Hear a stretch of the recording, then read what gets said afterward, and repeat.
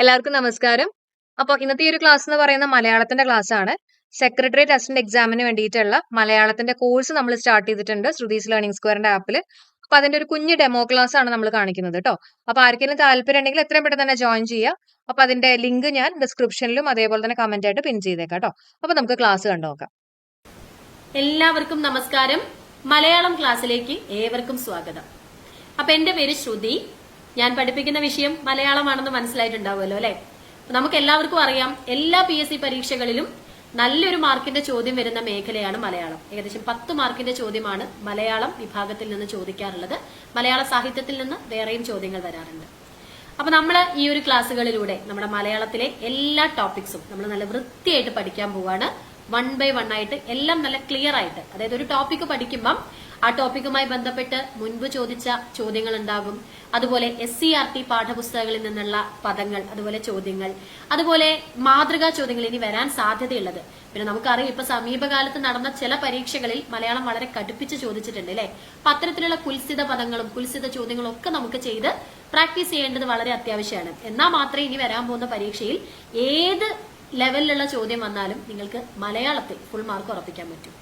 അപ്പൊ ഞാനിവിടെ topic by topic ആയിട്ട് തന്നെയാണ് പഠിപ്പിച്ചു പോകുന്നത്. ഒന്നാമത്തെ ടോപ്പിക് എന്ന് പറയുന്നത് പദശുദ്ധിയാണ്. സിലബസ് കണ്ട എല്ലാവർക്കും അറിയാം പദശുദ്ധി. അപ്പൊ നമുക്ക് പരീക്ഷകളിൽ ഒരു പദം ഒന്നുകിൽ ഓപ്ഷനിൽ തെറ്റായ പദം കണ്ടെത്താനായിരിക്കും പറഞ്ഞിട്ടുണ്ടാവുക, അല്ലെങ്കിൽ ശരിയായ പദം. അതിൽ എന്തെങ്കിലും അക്ഷരത്തെറ്റുണ്ടാവും, അല്ലെങ്കിൽ അങ്ങനെ ഒരു പദമേ ഉണ്ടാവില്ല. അപ്പൊ ആ രീതിയിലുള്ള ചോദ്യങ്ങൾ സ്ഥിരമായിട്ട് ചോദിക്കാറുണ്ട്. അപ്പൊ പദശുദ്ധി എന്ന ഈ ഒരു ടോപ്പിക്കിലൂടെ നമ്മൾ ചോദിക്കാൻ സാധ്യതയുള്ള ഒരുവിധപ്പെട്ട പദങ്ങളെല്ലാം നമ്മൾ ചർച്ച ചെയ്യും. അത് SCERT പാഠപുസ്തകങ്ങളിലുള്ള പദങ്ങൾ ഉണ്ടാകും. ശബ്ദധാരാവലിയിൽ നിന്ന് ഇപ്പൊ ചോദ്യങ്ങൾ വരാറുണ്ട്. പല ബുദ്ധിമുട്ടിക്കുന്ന രീതിയിലുള്ള പദങ്ങളും ചോദിക്കാറുണ്ട്. അപ്പൊ ശബ്ദധാരാവലിയിൽ നിന്നും ഞാൻ പദങ്ങൾ എടുത്തിട്ടുണ്ട്. അതുപോലെ മാതൃകാ ചോദ്യങ്ങൾ ഇനി ചോദിക്കാൻ സാധ്യതയുണ്ടെന്ന് എനിക്ക് തോന്നുന്ന ചില പദങ്ങളും. അങ്ങനെ ഒരു സമ്പൂർണമായ ക്ലാസ് ആണ് ഉദ്ദേശിക്കുന്നത്.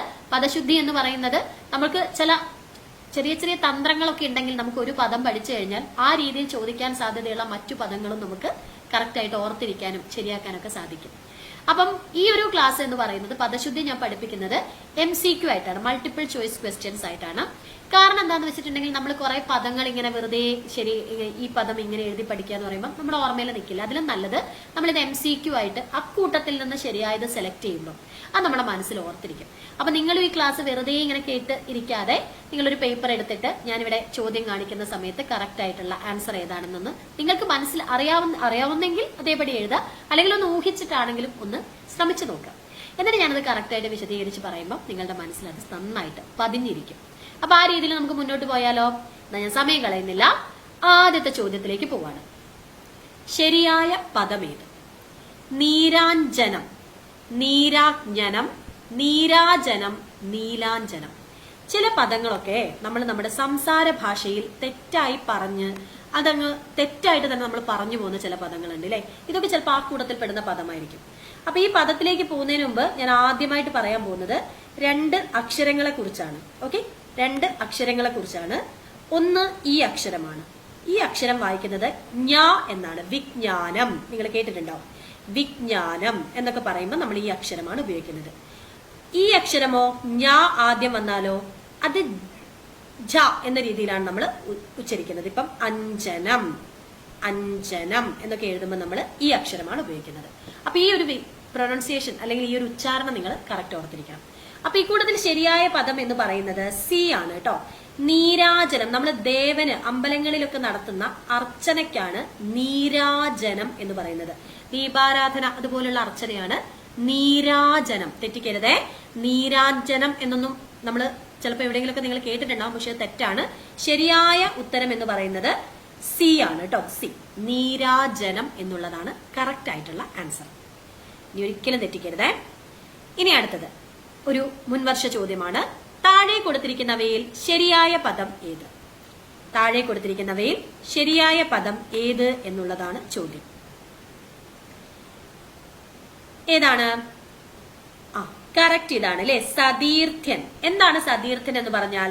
കൂട്ടുകാരൻ അല്ലെങ്കിൽ വയസ്യൻ. നിങ്ങൾ പര്യായവും കൂടെ ഞാൻ പറയുമ്പോൾ ജസ്റ്റ് ഒന്ന് അറിയാവുന്ന വാക്കുകളാണെങ്കിൽ ഒന്ന് ഓർത്ത് വെച്ചിട്ടാണെങ്കിൽ നമുക്ക് പിന്നീട് ആ ടോപ്പിക് പഠിക്കുമ്പോൾ എളുപ്പമായിരിക്കും.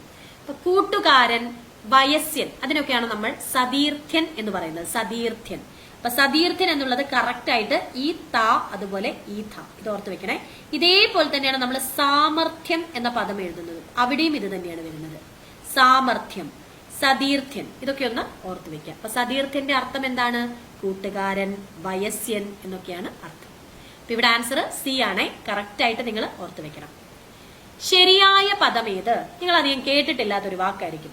ഡിൻഡിമം, ഡിൻഡിമം, ഡിൻഠിമം, ഡിൻഡിമാം. ഇതിലേതാണ് ശരിയായത്? നിങ്ങളൊന്ന് വെറുതെ ഒന്ന് ഊഹിച്ചു നോക്കൂ. ഓക്കെ, ഇവിടെ ശരിയായ പദം എന്ന് പറയുന്നത് ഏതായിരിക്കും? ഓപ്ഷൻ എ ആണ് കേട്ടോ. ഡിൻഠിമം. ഡിൻഠിമം എന്ന വാക്കിന്റെ അർത്ഥം ചെണ്ട എന്നാണ്. ഓപ്ഷൻ എ ആണ് കറക്റ്റ്. ഡിൻഠിമം. എങ്ങനെ എഴുതുക? നിങ്ങളൊന്ന് എഴുതി നോക്കൂ എന്റെ കൂടെ. ഡിൻഠിമം ഇങ്ങനെയാണ് എഴുതുന്നത് കേട്ടോ. ചെണ്ട, ഡിൻഠിൻ എന്നുള്ള ഒച്ച ഉണ്ടാവും എന്ന് വെറുതെ ഒന്ന് ആലോചിച്ച് നോക്കുക. ഡിൻഠിമം എന്ന വാക്കിന്റെ അർത്ഥം ചെണ്ട എന്നാണ്. ചെണ്ട. അപ്പൊ so answer is option A.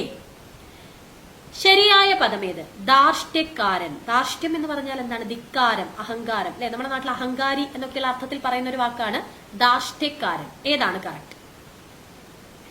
A ആണോ, ബി ആണോ, സി ആണോ, ഡി ആണോ? കറക്റ്റ് ആയിട്ടുള്ളത് ഏതാണ്? ധാർഷ്ട്യക്കാരൻ എന്നുള്ളത് ധ, ഈ ധായാണ്. എർ, ഷ്, ഈ ടായാണ് കേട്ടോ. ധാർഷ്ട്യക്കാരൻ. ആൻസർ വരുന്നത് ഏതാണ്? ഓപ്ഷൻ ബി ആണ് ആൻസർ വരുന്നത്. ആൻസർ വരുന്നത് ഏതാണ്? Option B. ഓപ്ഷൻ ബി ആണ് ആൻസർ. ഇനി നിങ്ങളോട് ധാർഷ്ട്യം എന്നാണ് ചോദിക്കുന്നതെങ്കിലോ അതും ഈ ടാ തന്നെയാണ് കേട്ടോ. ധാർഷ്ട്യം, അഹങ്കാരം, ഈ ടായാണ് കേട്ടോ. വട എന്നതിന്റെ ഈ ടാ. ഓക്കെ, അപ്പൊ മലയാളം അക്ഷരമാലയൊക്കെ നിങ്ങൾക്ക് എല്ലാവർക്കും അറിയാമെന്ന് വിചാരിക്കുന്നു. നമ്മൾ ഗ്രാമർ പോർഷൻ എടുക്കുന്ന സമയത്ത് ഞാൻ അതൊക്കെ പറഞ്ഞുതരാം. അപ്പൊ ധാർഷ്ട്യക്കാരൻ ഓപ്ഷൻ ബി ആണ്. അതോടൊപ്പം തന്നെ നിങ്ങൾ പുതിയൊരു വാക്ക് പഠിച്ചു, ധാർഷ്ട്യം. ധാർഷ്ട്യം പഠിച്ചു വെക്കുക കേട്ടോ.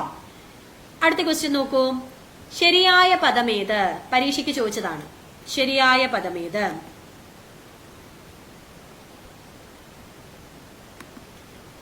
ഇവിടെ അഭിവാഞ്ച, ആഗ്രഹം എന്നാണ് അല്ലേ അർത്ഥം? ഓപ്ഷൻ എ ആണ് ശരി. നിങ്ങൾ ആ അക്ഷരങ്ങൾ നോക്കൂ. അഭി, വാ, ഞ് ആണ്. പിന്നെ ഈച്ച. ഈച്ച. അച്ഛൻ എന്ന് എഴുതുമ്പോൾ നിങ്ങൾ കണ്ടിട്ടില്ലേ? അച്ഛ, രണ്ടാമത്തെ ഛ, അച്ഛൻ. അഭിവാഞ്ച ഇതാണ് കറക്റ്റ് ആയിട്ടുള്ള ആൻസർ. ഓപ്ഷൻ എ ആണ് ആൻസർ. ആഗ്രഹം, അഭിവാഞ്ച എന്നൊക്കെ പറഞ്ഞാൽ ആഗ്രഹം എന്നാണ് അർത്ഥം. ഓപ്ഷൻ എ ആണ് ആൻസർ. ശരിയായ പദം ഇതെല്ലാവർക്കും അറിയാം. നമ്മൾ അമ്പലത്തിലൊക്കെ പോകുമ്പോൾ ചെയ്യുന്നതാണ്. പക്ഷെ നമ്മൾ തെറ്റി പറയാറുണ്ട് ചിലപ്പോഴൊക്കെ അല്ലെ? തെറ്റി പറയുന്നതാണ് നമ്മുടെ പ്രശ്നം വരുന്നത്. എന്താണ്? അമ്പലത്തിൽ നമ്മൾ ചെയ്യുന്ന കാര്യത്തിന് എന്താ പറയാ? പ്രദക്ഷിണമാണ് കേട്ടോ. ഈ പ്രദക്ഷിണ വീതികൾ പാട്ട് കേട്ടിട്ടില്ലേ? പ്രദക്ഷിണമാണ്, പ്രദക്ഷിണമല്ല, പ്രദക്ഷിണം. സോ ആൻസർ ഓപ്ഷൻ ഡി ആണ്, പ്രദക്ഷിണം. ഓപ്ഷൻ ഡി ആണ് ആൻസർ. ശരിയായ പദമേത്? ഇക്കൂട്ടത്തിൽ യശശരീരൻ. നിങ്ങൾ എല്ലാവരും കേട്ടിട്ടില്ലേ വാക്ക്? മരിച്ച അല്ലെ, മരണപ്പെട്ട എന്നൊക്കെയാണ്. യശശരീരനായ എന്നൊക്കെ നമ്മൾ പ്രസംഗത്തിലൊക്കെ ഉപയോഗിച്ച് കേട്ടിട്ടുണ്ട്. ഏതാണ് ശരിയായ പദം? യശശരീരൻ. നിങ്ങൾ ഇവിടെ ഇട്ട നമ്പർ നോക്കണ്ട കേട്ടോ. നമ്പറിൽ ചെറിയ മിസ്റ്റേക്ക് ആണ്. ഞാൻ അവിടുന്ന് ഇവിടെ നിന്നൊക്കെ കുറെ ക്വസ്റ്റ്യൻസ് എടുത്തപ്പോൾ നമ്പർ മിക്സ് ആയിട്ടുണ്ട്. സോ യശശരീരൻ എന്നുള്ളതിന് കറക്റ്റ് ആയിട്ടുള്ള വാക്യമാണ്. ഇവിടെ ആൻസർ വരുന്നത് ഏതായിരിക്കും? നിങ്ങൾ പറയൂ. ആൻസർ ഓപ്ഷൻ ബി ആണ്.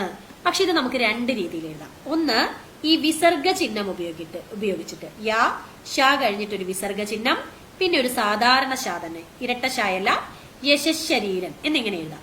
ഇനി ഈ വിസർഗ ചിഹ്നം ഇല്ലെങ്കിൽ യശ, ഈ ഷാ ഇരട്ടിക്കണം, യശശരീരൻ ഇങ്ങനെ വേണം എഴുതാൻ. വിസർഗം ഇല്ലെങ്കിൽ രണ്ടാമത്തെ ഷാ ഇരട്ടിച്ചിട്ടും നമുക്ക് എഴുതാം. ഇപ്പൊ രണ്ട് രീതിയിൽ എഴുതുന്ന ഓർത്ത് വെക്കണേ. വിസർഗ ചിഹ്നം ഇട്ട് കഴിഞ്ഞാൽ ഷാ, രണ്ട് ഷായും നമുക്ക് ഒറ്റ ഷാ മതി.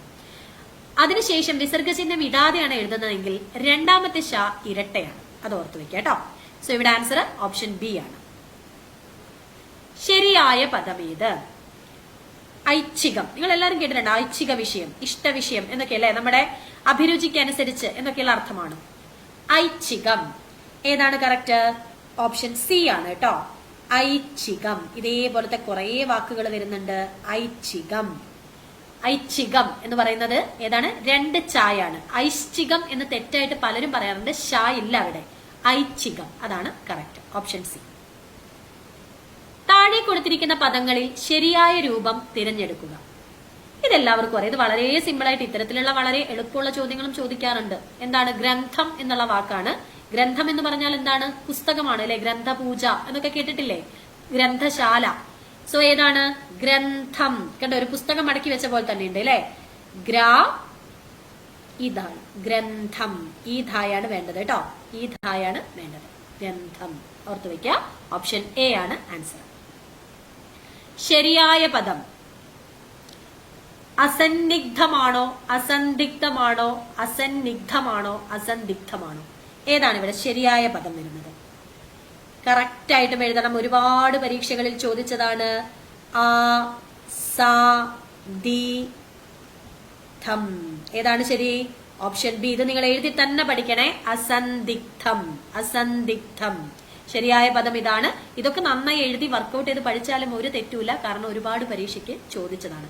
അസന്ദിഗ്ധം തെറ്റിക്കരുത് കേട്ടോ.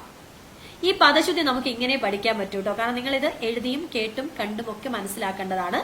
ഇതിൽ നമുക്ക് വേറെ ഒന്നും ചെയ്യാനില്ല. നമ്മൾ പദങ്ങൾ നോക്കുന്നു, ശരിയായ പദം ചെയ്യുന്നു. പണ്ട് ചെറിയ ക്ലാസ്സിലൊക്കെ പഠിക്കുമ്പോൾ നിങ്ങൾ കേട്ടെഴുത്തിലൂടെയൊക്കെ അല്ലേ പദങ്ങൾ പഠിച്ചിട്ടുള്ളത്? അപ്പൊ അതുപോലെ ഇത് വേണമെങ്കിൽ വീട്ടിൽ നിങ്ങൾക്ക് കേട്ടെഴുത്തിലൂടെയൊക്കെ പരീക്ഷണം നടത്താം. നിങ്ങൾ മക്കളോടൊക്കെ ഒന്ന് പറയാം, ചെറുതായിട്ടൊന്ന് ഒരു കേട്ടെഴുത്തൊക്കെ നടത്താൻ കേട്ടോ. അപ്പൊ അങ്ങനെയൊക്കെ ചെയ്യുകയാണെങ്കിൽ കമ്പൈൻ സ്റ്റഡി ആകുമ്പോഴും ഒക്കെ നിങ്ങൾക്ക് ഭയങ്കര യൂസ് ചെയ്യാൻ പറ്റുന്ന കാര്യമാണിത്. വായിച്ച് പഠിക്കുന്നതിലും എഴുതി പഠിച്ചോ അതുപോലെ കേട്ടെഴുത്ത് രൂപത്തിലൊക്കെ പഠിക്കുകയാണെങ്കിൽ പദശുദ്ധി കുറച്ചും കൂടെ എളുപ്പത്തിൽ നിങ്ങൾക്ക് കണക്ട് ആവും.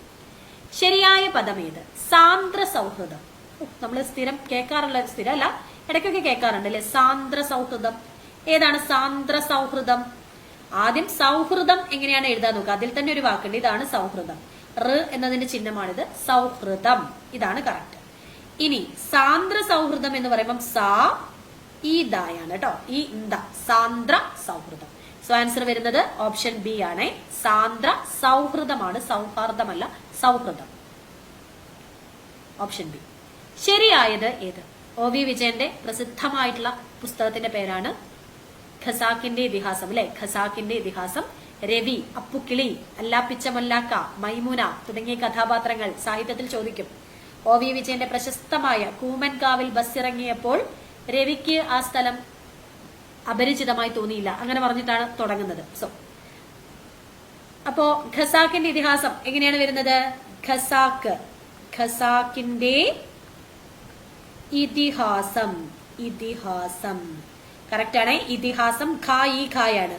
നഖം, മുടി അല്ല മുഖം, മുടി അല്ല മുഖം എന്നൊക്കെ വരുന്ന വാക്കാണ്. സോ ഖസാക്കിന്റെ ഇതിഹാസം. ആൻസർ വരുന്നത് ഓപ്ഷൻ എ.